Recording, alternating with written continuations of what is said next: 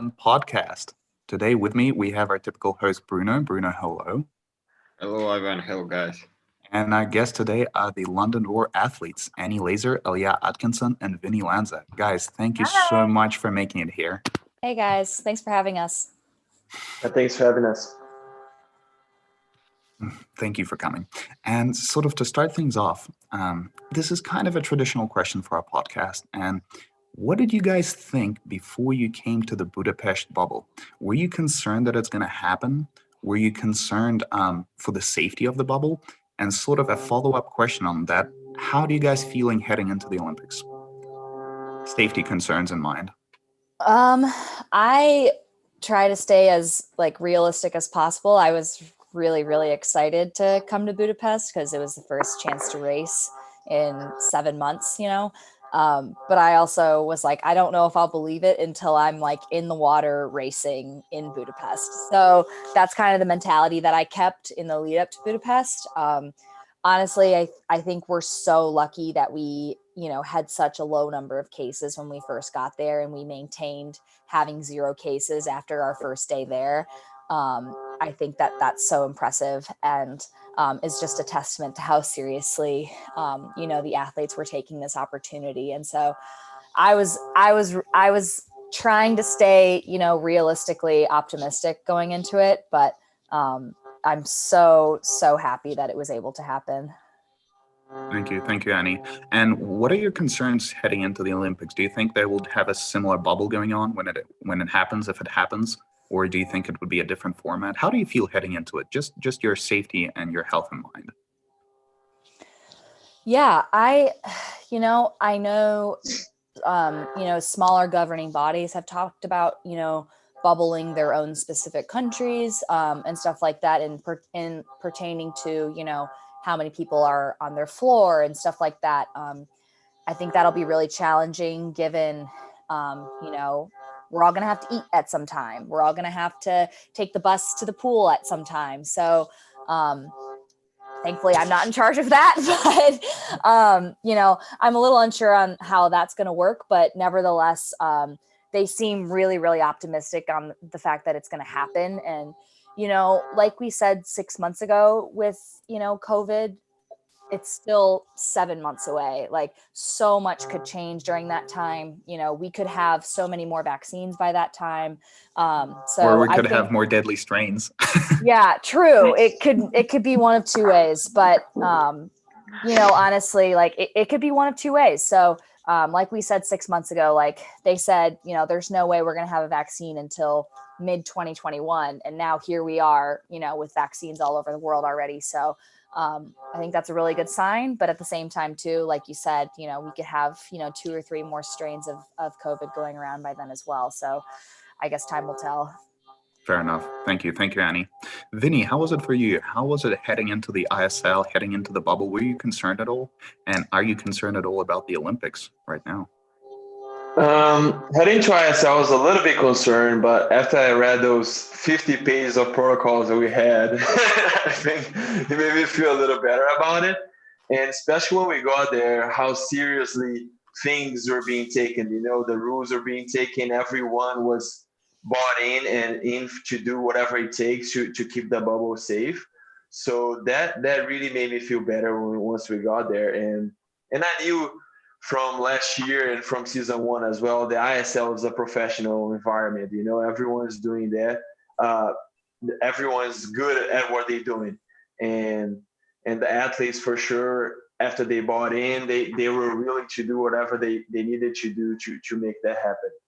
And regarding the Olympics, I'm pretty optimistic. Actually, I think with the vaccines, I saw today, I think 8 million people have already got the vaccines around the world. And even the third world countries now, Brazil is starting to get a vaccination. So I'm pretty optimistic regarding that. I know about the new strains and the mutations of the virus could be a big problem for it, but I'm sure we for how many scientists are working on this right now around the world, it makes me feel better. And it's out of our control. We got to control what we can, and we got to prepare ourselves like the Olympics going to happen. So we just gotta hope and pray that everything will go smooth. All right. It would be such a letdown for swimming if Olympics didn't happen this year. It's insane. They need to happen. Alia, how was it? How was it for you heading into the Budapest and heading into the Olympics now? Do you have similar concerns? I think I was on board with what Annie was saying. Going into it, I was somewhat pessimistic or skeptic. And until I got there, I was like, okay, this is happening. When I got the flight, I was like, okay, we're going. When I reached the first day, I'm like, okay, this is happening. There's no more turning back.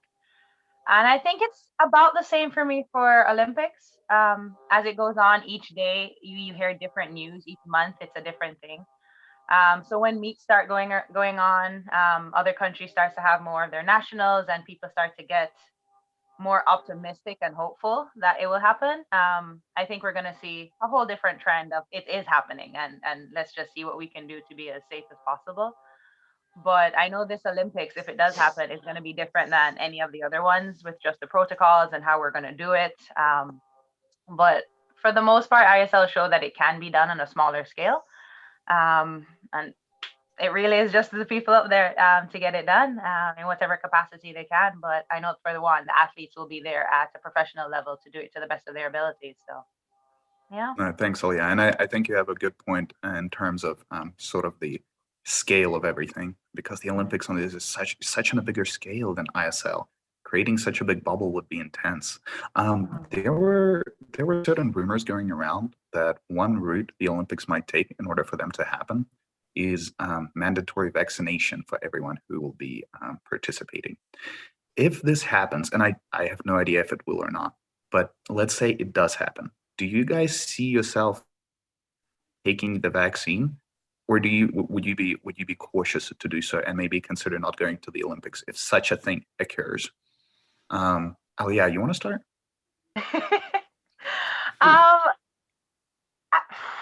I think it wouldn't even get to the point of going to the Olympics. I don't think a federation will allow the athlete who is not vaccinated to be a part of their team, because you're now putting everybody else on the team in jeopardy. So it would really be the athletes and the federation, like what the country or the IOC of that country is willing to do. Mm-hmm. I think if, for one, Jamaica requires it, then that's where it starts or stops. But I know a lot of the other countries are going to have problems and issues with just availability and pricing and being able to afford the vaccinations. So I'm not sure if the IOC is going to step in, or the World Health Organization, or whoever, to make sure that everybody at the Olympics is vaccinated. But it would be a good stepping stone just to know at least everybody in the village is. So in other words, if such thing happens, you would take the vaccine and you'd go to the Olympics, right? I will talk to my federation and see what's going on. Okay, fair enough. Yeah. Fair enough. Annie, what about you? Yeah, I'll take it. Yeah, that's fine with me. I'm open to taking it anyway. If you think about it this way, I understand that this is the quickest we've ever had a vaccine come out, but with how advanced technology is since our previous pandemic, the whole world has stopped for the last 10 months to work on one thing. You know what I mean? So I can't help but I can't afford to take that chance and to not take the vaccine and risk my opportunity to go to the Olympics. The only thing that I might see an issue with is a country like myself, the United States, and I know we're not the only country in this position. I believe Australia has done this as well too. We have our Olympic trials like 4 weeks before the Olympics. Yeah. So that might not be enough time to get our whole Olympic team vaccinated, because you got to take one vaccine and then 3 weeks later you got to take another. And the vaccine doesn't take effect until like 15 days after the second dose, I believe. So I don't know what my organization's going to do. They might we have national team members where it's the top 6 in every event.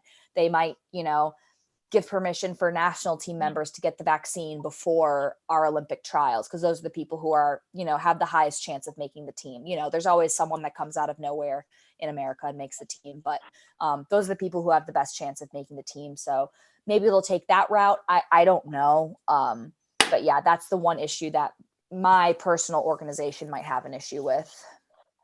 Thanks, Annie. And that's an excellent point. Thinking about it, the US either has to do maybe reschedule the trials potentially, or the IOC, that's not an option anymore, I guess. Yeah. Because So US is the biggest team out there in the Olympics, let's be honest. And if they get screwed up by such a decision, that was a bad decision by the IOC then. But we'll see. I think that'll be up to our personal Vini, Olympic committee to figure out. Yeah. Vinny, what do you think about all that? Would you take the vaccine if it was the cost of going to the Olympic Games? Oh, it's ready right now. I'll take right now. I'll get in line. I believe a lot in oh, sorry. No, go ahead. Sorry. No, I believe a lot in the science, and I think when you got the whole world working on this, and sometimes people, the vaccines just came out too fast. But I think from the investment that we had, from the whole, like all the countries putting their money on this and so many available cases to test the vaccines. So I know that science isn't rushed, science is based in evidence. So if the science say that it's true, I'll believe them. I believe in evidence. I believe in data. And I'll be right. I'm ready right now for the vaccine, if that's what it takes. You guys are huge influencers, because if everyone who goes to the Olympic Games takes the vaccine, all the kids are going to take the vaccine, all the young generation, they're not going to see a problem with it anymore. Yeah. So you guys are huge influencers.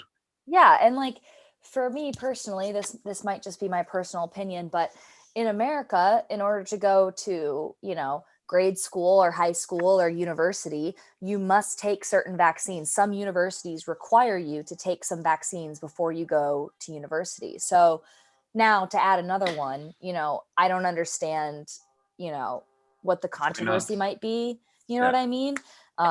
No one's had an issue with taking those mandatory vaccines in order to go to large universities where there's 40,000 students, so what's the issue with this one? I think an that's my issue, opinion. I think a claim could be made regarding the discrimination regarding people who are vaccinated and who are not vaccinated. People who are not vaccinated just end up getting a lot less rights, and you really don't have a choice whether to be vaccinated or not. And I see a certain issue there, but at the same time, challenging times require challenging decisions, right? Right. And right. maybe it is the right to go.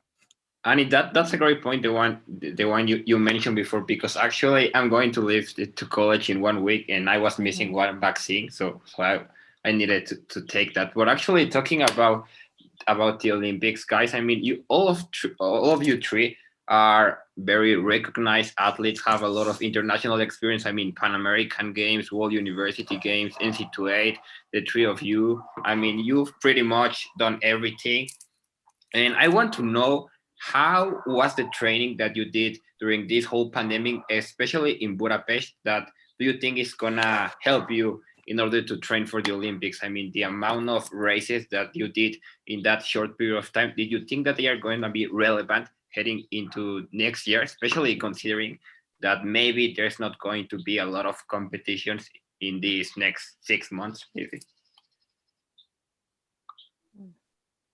Yeah, I think that was really, really important. We got an opportunity that not many people got, So I do think those 6 weeks of racing helped me so much. It was just, even with NC2As, even being used to race more often because of the college team, I still never had experienced that level of competition in such a short period of time, that often. We race like every weekend for 6 weeks, and with training in between, and it was awesome just to get to know our body better, just to understand, just to plan race strategy in different ways. Since you have multiple races, you could do multiple events as well. So I think that's going to help us so much leading to Olympics. Great. And Vini, considering your experience at the Indiana University and the NC2A, how much of a difference did you see between your teammates in the London Roar and the ones that you had in Indiana when you were swimming in college?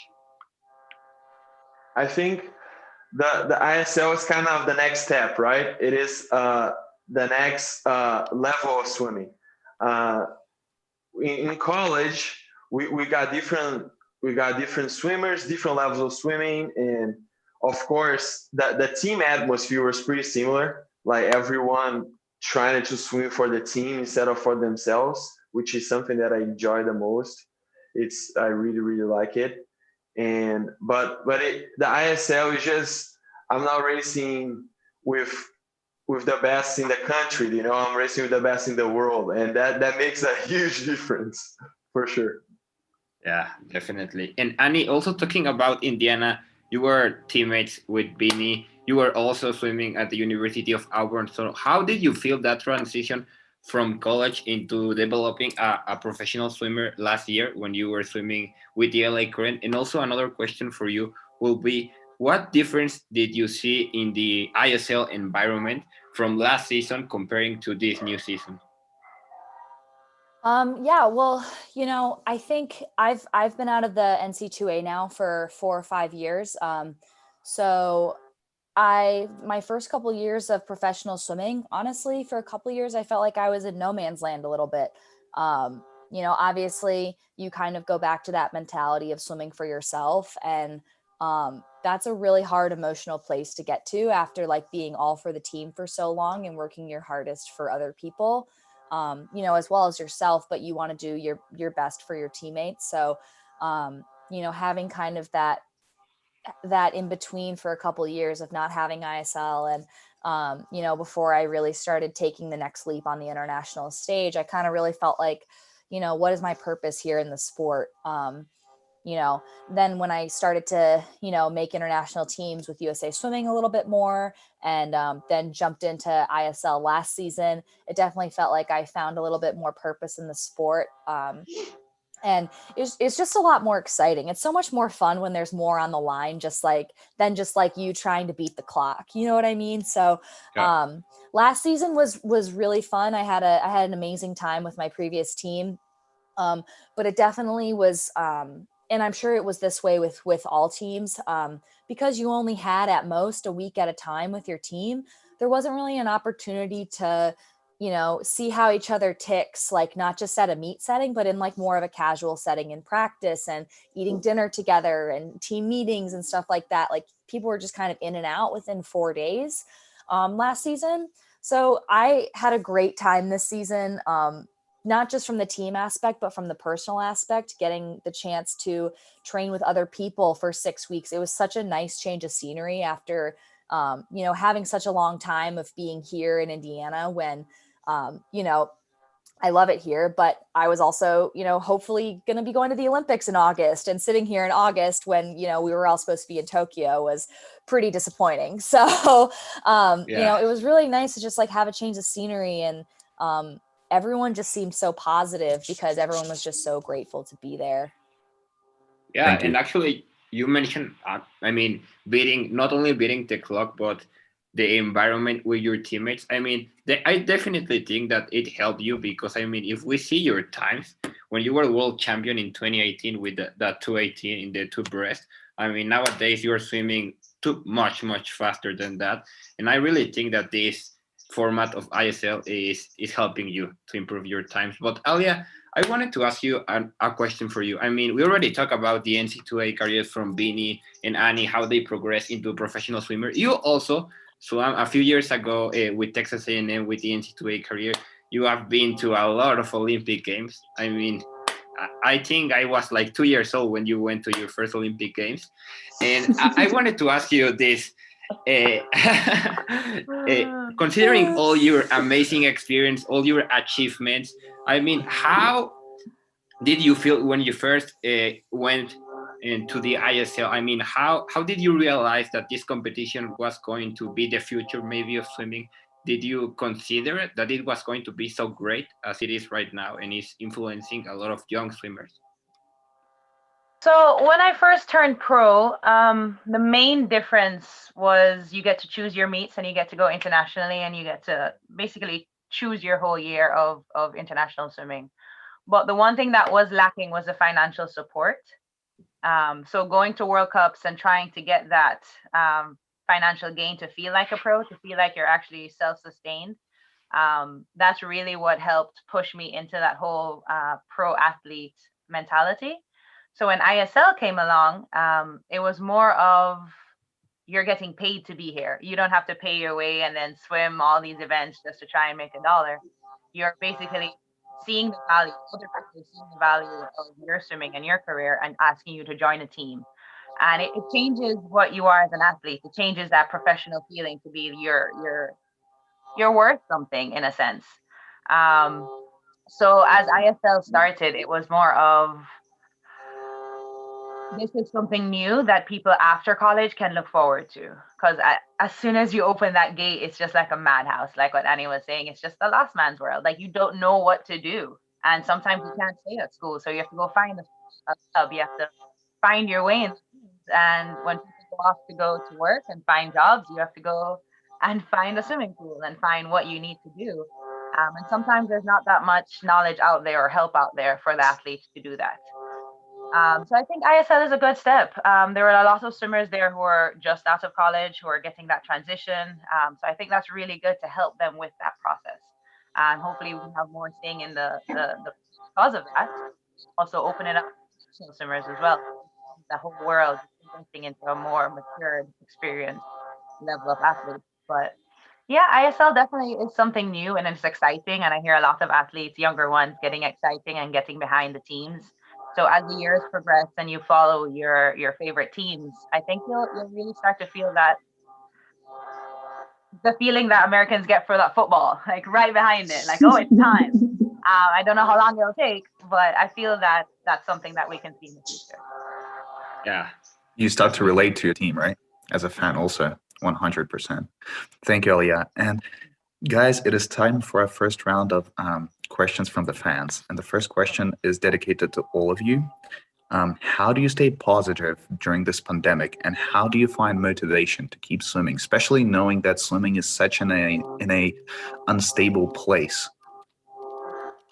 Vini, do you want to start? Yeah.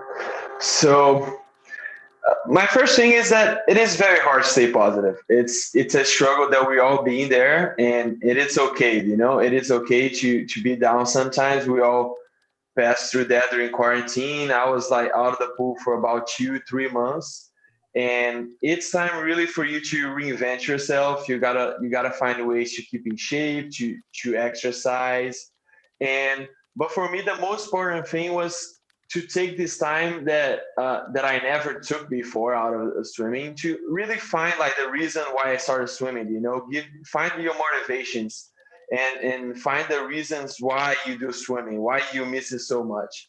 Because I think when we're in a season, when we're training really hard, sometimes that goes away, that slips by a little bit. So it is important to have that solid in your mind, and just keep thinking about what you can control. You know, thinking about ways to get better, even out of the pool.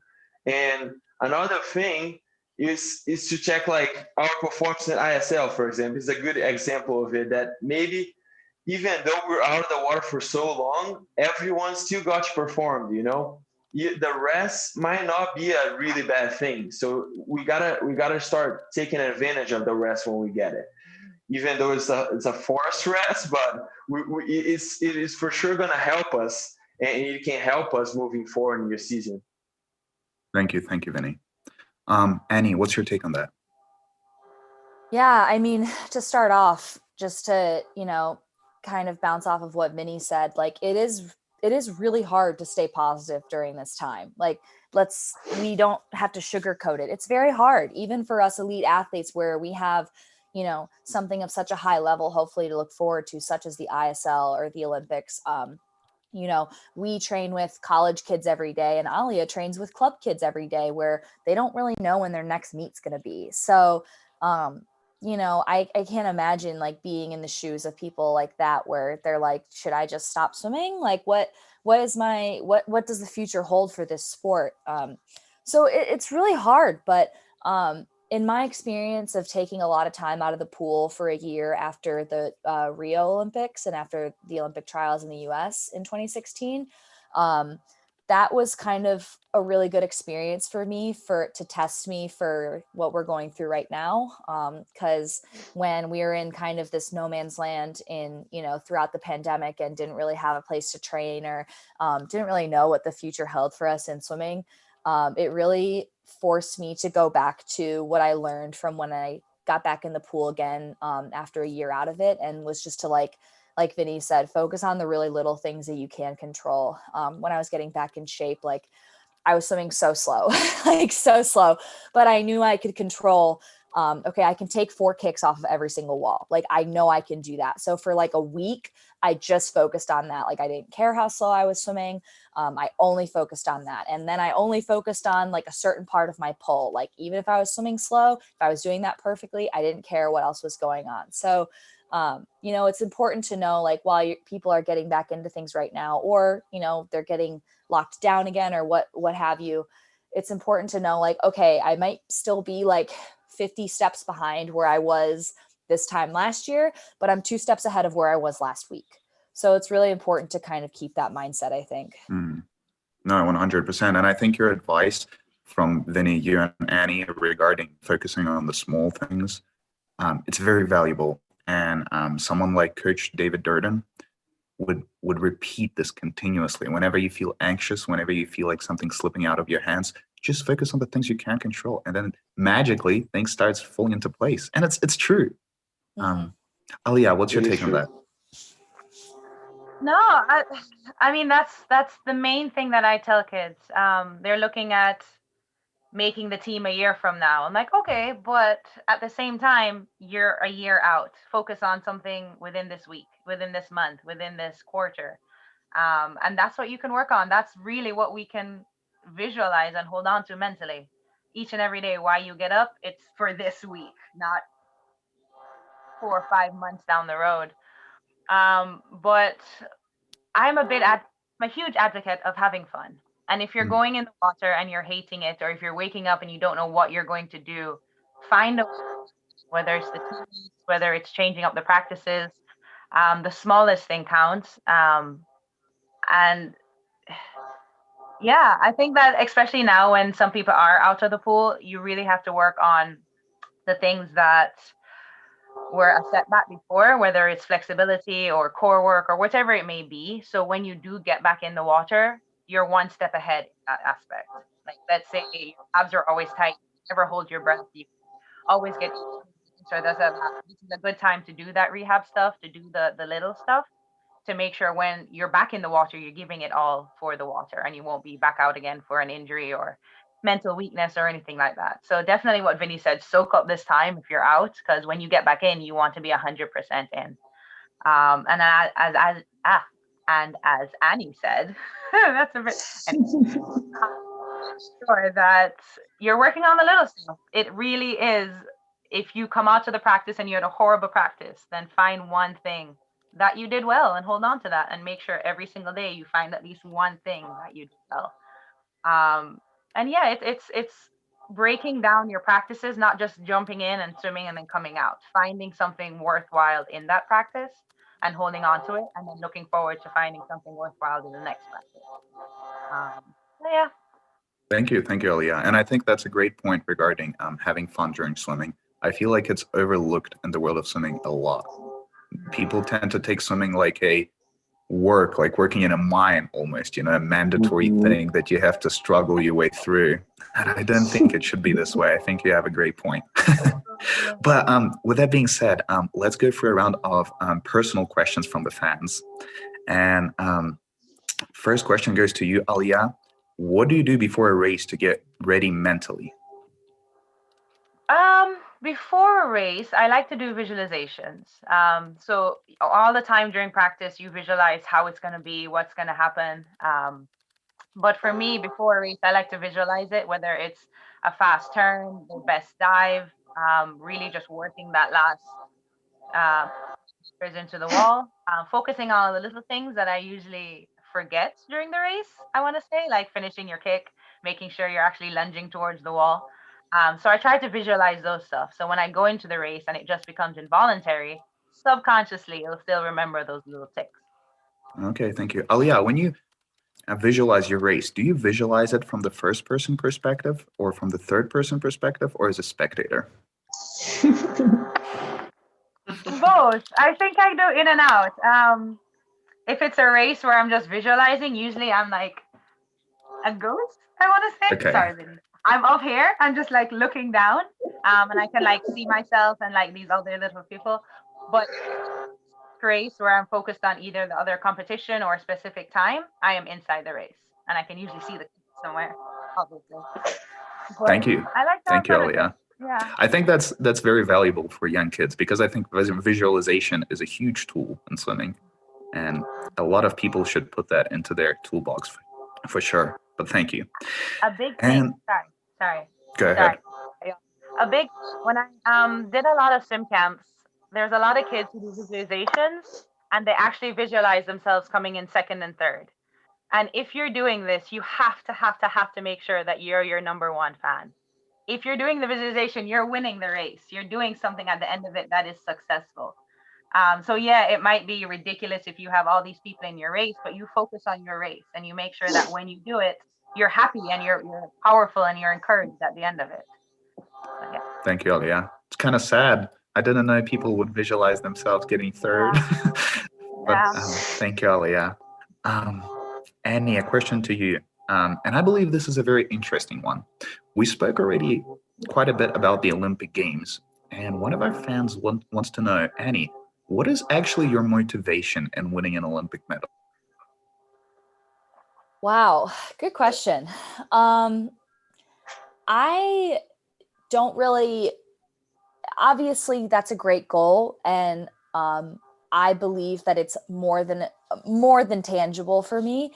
But I don't really focus on the end goal being win an Olympic medal or break the world record. Like because, I could break the world record in the 200 breast, but the girl next to me could break it also and go faster than me. Am I supposed to control that? Like, no, I can't control what anyone else is doing. I can only control what I'm doing. So, again, same thing. Like I could break the world record, but 3 other girls could break the world record and I get 4th. Does that mean I failed because I didn't win a medal and I wasn't the one who ended up breaking the world record? Like, I don't think so. So, and I've been in positions before where I've set goals like that, like make the national team or, make this team or whatever. And I've achieved my goal or done more than achieve my goal, but have sold myself short a little bit because, I didn't exactly get to like the highest point. And, who knows, maybe if I hadn't like set that limit for myself, I could have achieved more than that. So,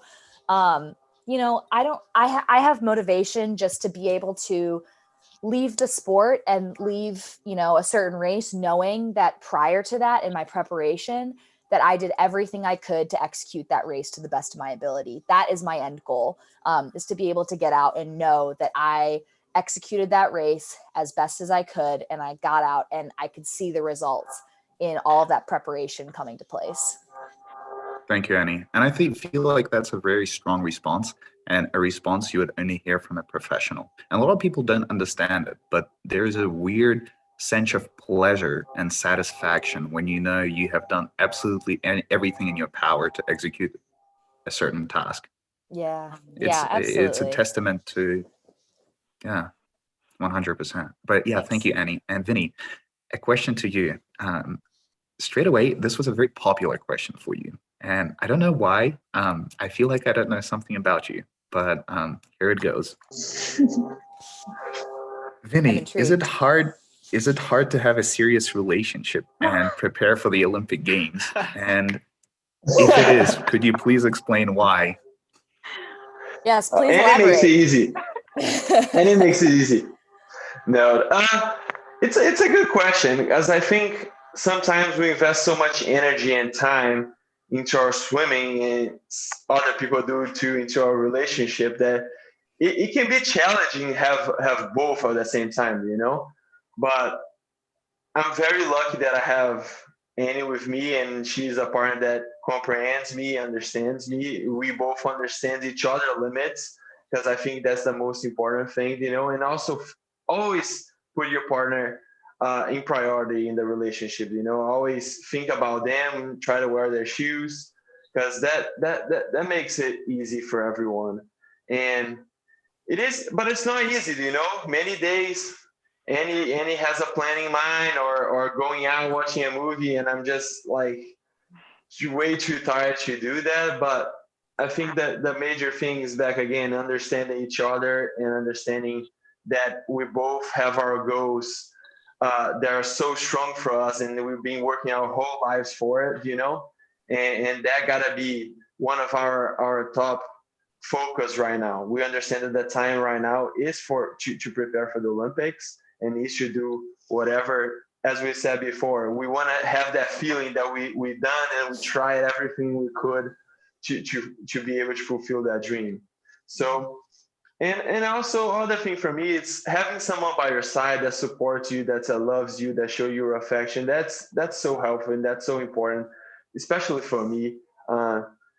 Just doing the process by yourself it is way harder. So if it is a relationship, it is a friend, a family, or your teammates, that helps a lot getting by the process, because it can get pretty tough sometimes. Mm-hmm.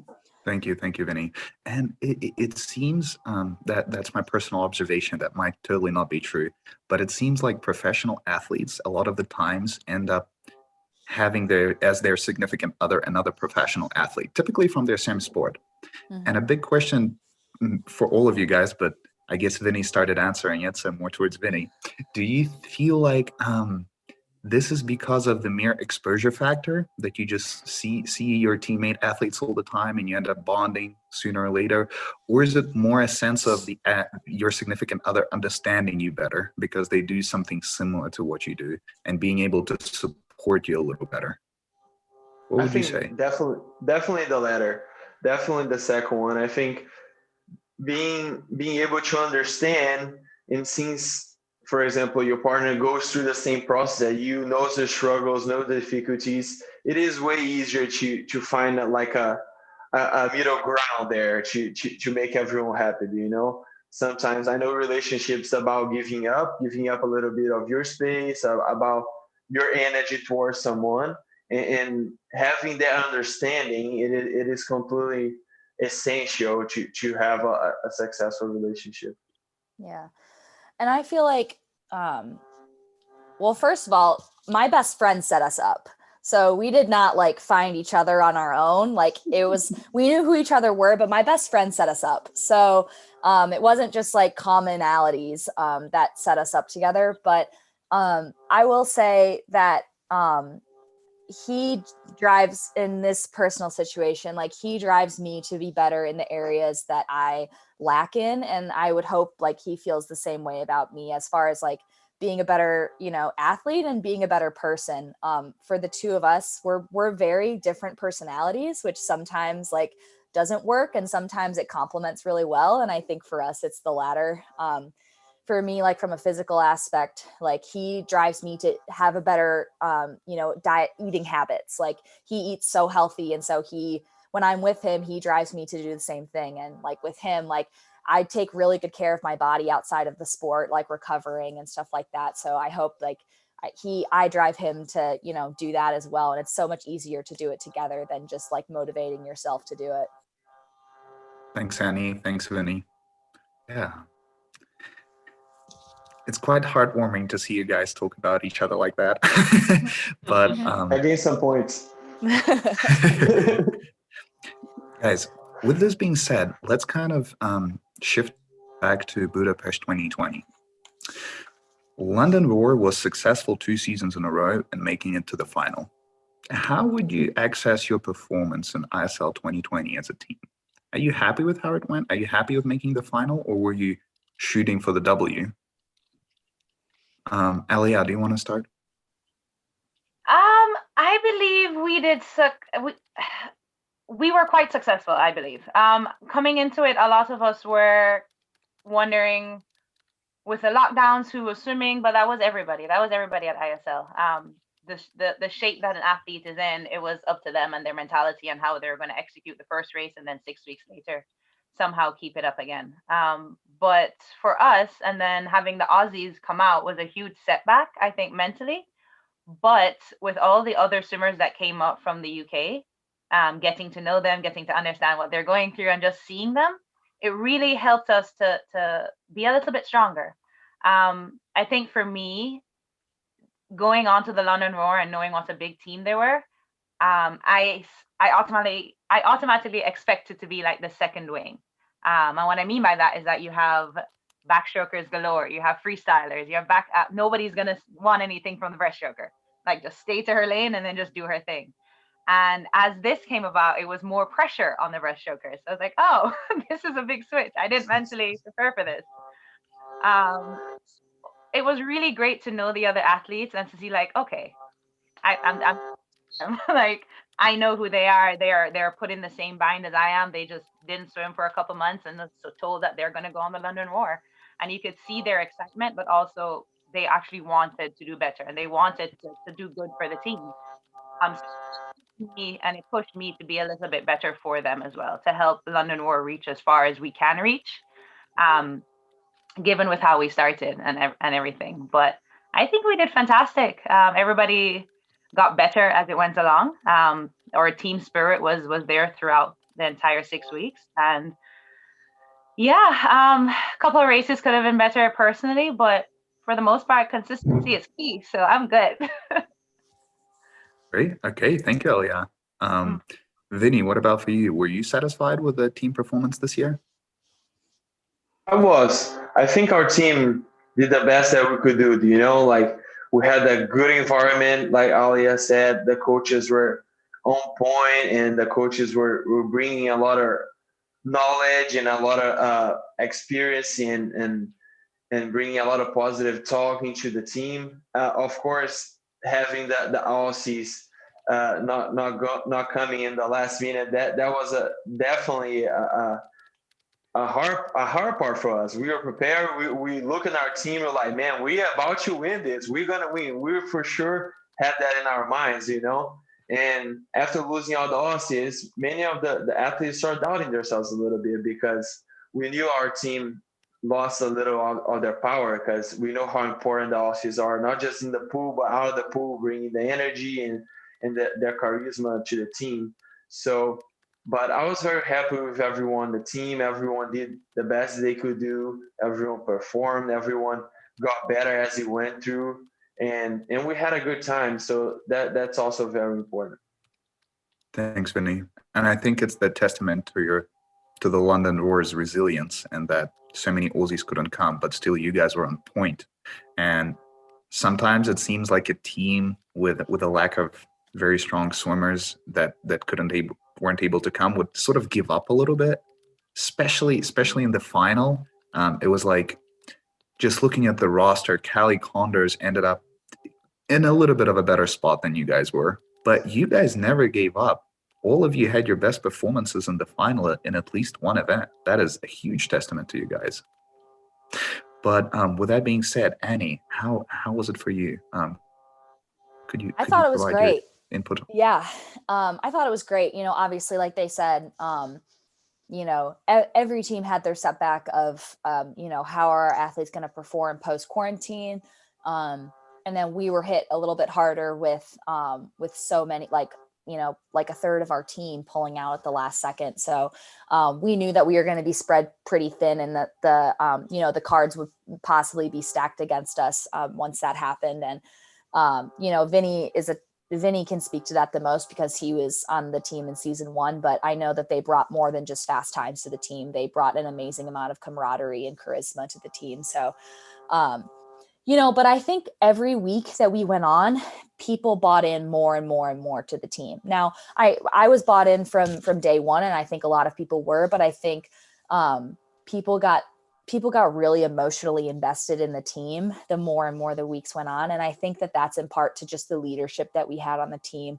With Mel Marshall, she knows how to give a pep talk. Like she's incredible. And I had only known her for 6 weeks, but by like week 3, I'm like, I'm ready to run through a wall for this woman. Like, I love her. So, she knows, she's so intentional with what she says to the team as a whole and exactly what we needed to hear in order to bring the best performances out of us, both as a team and individual people. And I think that that's such a strong talent to have in a leader in a team. For my performances personally, I genuinely got better literally as each week went on, and was able to save my best performances for the ISL final. So, I was really pleasantly surprised with how I did at ISL, quite honestly, because before I went, I was having some injury issues, and we hadn't swam for 7 months, so I was like, there's no way I'm going to be as good as I was last year. But I swam way faster than I did last year, so I think it's just a testament to show, like, pre-pandemic, post-pandemic, like mentally and partially physically, like you're still the same athlete. It's just a matter of whether or not you can get up and race when it matters, I think. Absolutely. Yeah. And I absolutely agree with you that a lot of athletes look like they bonded with Mel really well. But something about Mel, especially as a spectator watching the match play along, Mel seems like she's ready to run through a wall for any of you guys whenever you race. The intensity with which she spectates the races is insane. But yeah, thank you. And go ahead, Bruno. Yeah, I wanted to just quickly mention, I mean, you already pointed at your performances, but I wanted to know, how excited were you when you swam all those breaststroke skins races, especially considering that last season you weren't able to swim it, Alia and Annie? I don't know who wants to start. Alia can go. She was the star of that.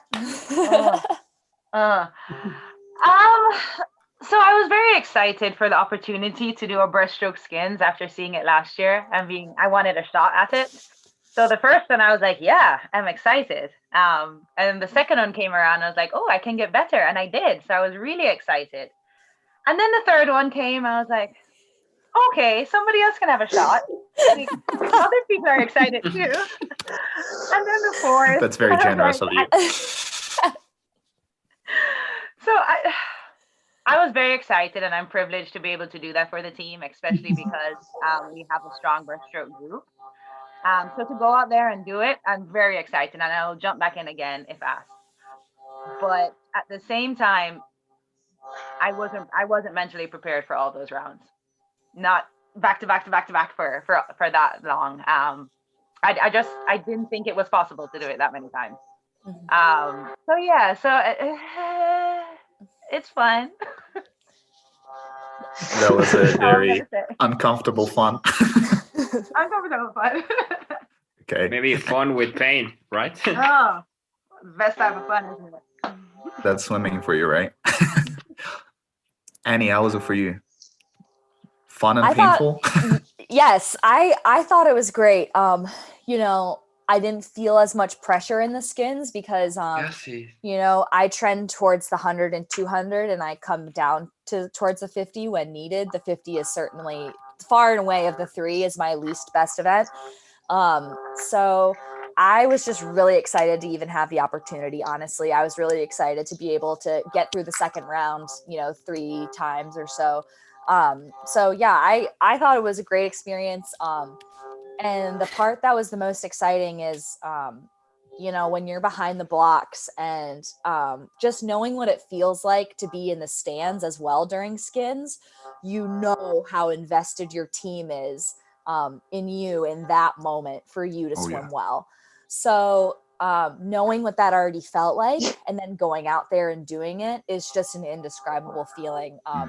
Even without, people in the stands, obviously, because of the pandemic. I couldn't even hear myself think. It was so loud, and it was so exciting. And just knowing I was doing it for my team and my team was swimming every stroke with me, it felt like, was just, like I said, just an indescribable feeling. It was hard though. Thank you, Annie. And yeah, the atmosphere in the pool was just insane. We had Aqua Centurions break the team box and their last day of competition. That's how hard they were cheering. But with this being said, let's move to the next round of fan questions. And Vini, the first question is to you. Do you do any yoga or meditate? I do, actually. I really, really enjoy doing yoga, especially during season. It helps me not just calm down a little bit and control my thoughts a little better, but also with my body, how my body feels. I like how especially the breathing exercises help so much in the water. I do feel I can hold my breath longer, and I feel more linear in the water. I feel more connected. It really, really helps with your mobility, and it's a good thing. You're not a swimmer, you haven't done yoga, it's a good thing to try it out, because it does help. Yoga is also great for injury prevention, right? It's a great tool. Yeah. Thank you, Vini.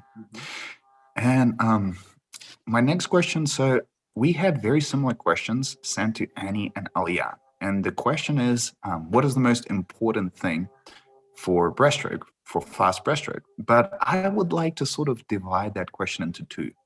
And Annie, for you, I would like to ask the question of what is the most important aspect in, let's say, long distance breaststroke for on the 200 side? And Alia, for you, I would like to ask a question, what is the most important in sprint breaststroke? Annie, do you want to start?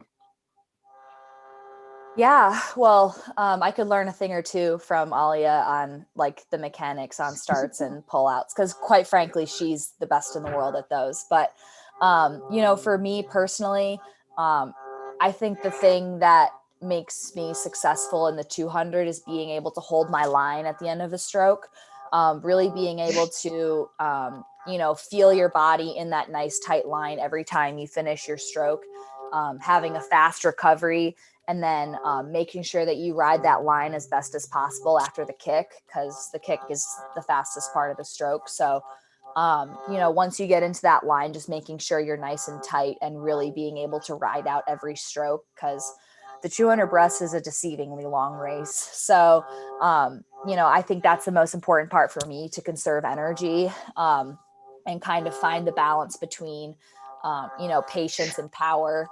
Making sure that you can still finish the race, so you're being patient on the front end, but still making sure that you're getting the most out of every stroke. Thank you, Annie. Alia, what would you say for fast breaststroke, for sprint breaststroke? So for fast breaststroke, I think it's a combination of what Annie and Vinny said. So flexibility is a great tool for that, as well as holding your line. But you just merge the two together. How well can you have your tempo, keep your stroke, without breaking apart at the end? Because a lot of breaststroke, when you start to go fast, you start to spin a lot, so you don't get as much water and you don't pull as much water as you do when you go a little bit more distance per stroke. So it's how do you keep a generally effective stroke, and let the body naturally do what it needs to do without really affecting the stroke. So for me, I practiced a lot about speed drills, so speed work, and trying to maintain a good stroke, and making sure each stroke is the same. Like a 200, you can really just build into it and get it and build into the race, but it is deceiving, very much so. But as you go into the 50, you only have 16 strokes, give or take, what you're doing. And you have to know that when the dive and the pullout is done, you have to execute every stroke the same as much as possible. So you really work on one stroke and master that one stroke, and then 16 times or 12 times or however many times you have to do it. So yeah, I think that's my answer. Thank you, Alia. And guys, I know you're very busy athletes, so I don't want to keep you here for too long.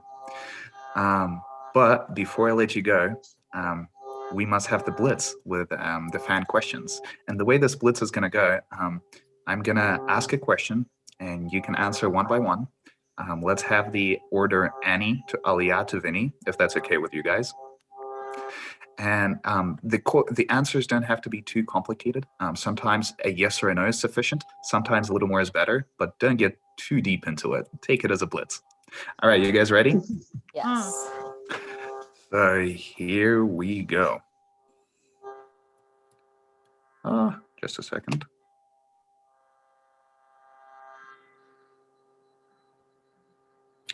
All right.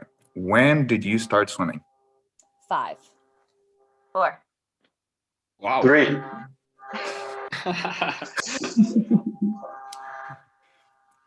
Who was your idol when you were growing up? Rebecca Soni. So Rebecca Soni for Annie. Alia? I didn't really have one. No, didn't have one. Vinny, what about you? Phelps, 100%. Oh, Michael, of course. Not Caesar. Well, Alia, I would say that nowadays you're an idol for many young kids. So Yes, Thank that's you. true. Thank you. You for sure are. What is your favorite event to swim? 200 breast, long course. Okay. Quite an unexpected answer, but okay. I'm starting to like the 100 more though. Okay. 100 IM, I want to say. 100 I am. I'll go 100 fly. 100 fly. All right. What is your favorite team logo and team uniform?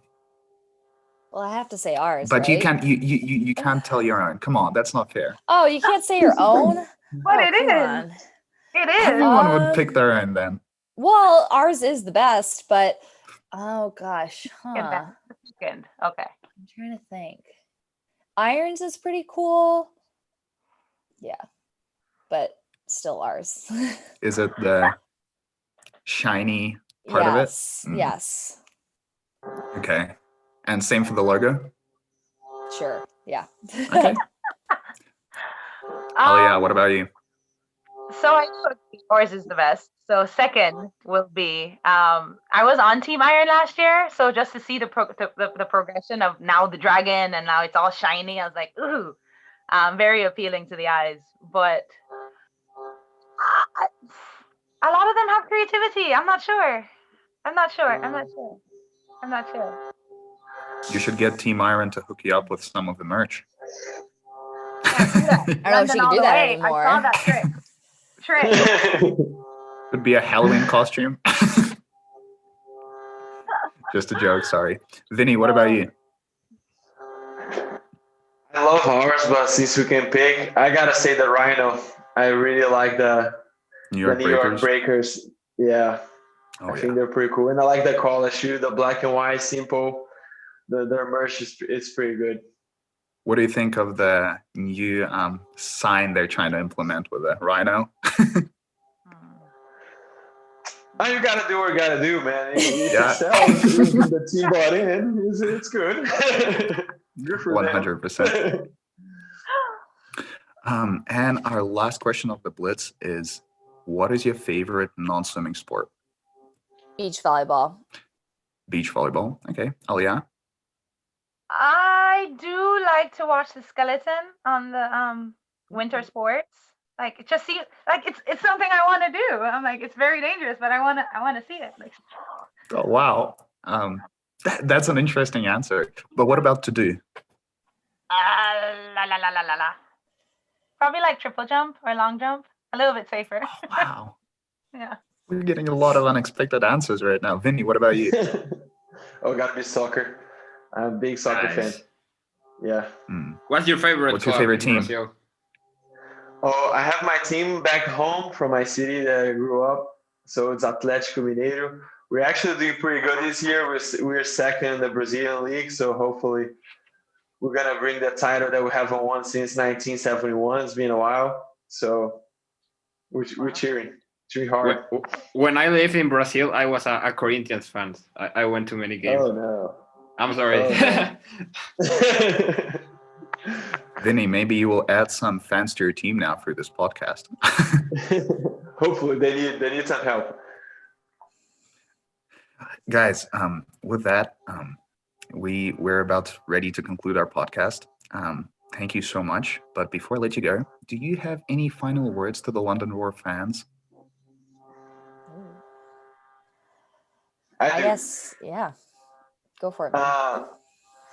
It was I just want to say to the London Roar fan that, I just missed swimming in London so much this last season, because in the first season, having the experience to go there with the packed stadium, like there's like 3,000-4,000 people in the stands, everyone like cheering with us, screaming our names, like kids waiting outside for like photos, autographs. Like it was really amazing, So I can't wait to go back there. I can't wait to get over this COVID things and have people on the stands again, and just feel the energy that the London fans can give to us. Mhm. Thank you, Vini. Alia, Annie, any words So to the fans? yeah, I just want to say thank you. Thank you for going the ups and downs with us. Thank you for watching us and staying with us. I know a couple people from the UK that actually bought the stations, and here actually that bought the stations just to see us compete. So thank you guys for doing this. I know it's January, but we're all pretty excited for August when it starts back again for season 3. So keep up with us. Look for your favorite ones that will be coming back next year, and then some new faces as well. But yeah, I think it's going to be really great, and thank you for all your support. Thanks, Alia. And let's hope we can get some spectators on board for season 2021. That would be amazing. Naples isn't that far from London. Mm. Any words to the fans from you? Yeah, I think they said it all. Just a thank you. Like here, just even though you guys couldn't be with us, just seeing you guys on social media all the time. I had, London Roar fans in my DMs, like after every single meet, before every meet. It was just so encouraging, even though I don't know many of them. And like Vini said, when he came back from London last year, he said it was undoubtedly like the best meet he had ever been to, just because of how bought in people were in London for the London Roar. And I can't wait to experience that, because I know it's going to be a feeling unlike any other. He was just so elated by it. So I know that we have the best fans, and I'm so excited to experience that in person. Thank you, Annie. And this about concludes our London Roar Athletes podcast. Guys, thank you so much for coming to the podcast. Thank you to all the fans who are watching. And it means a lot to us. And Alia, you're the first person to make it to 2 podcasts out of the athletes. We'll have a little celebration for you. Thank you very much. With that, our next match analysis will take place this Sunday, and our next podcast will take place on Tuesday. Please come check it out and stick with us. And with that, goodbye and have a great evening. Thanks, guys. Thanks for having us. you. Thank you. Thank you very much. Bye. Guys,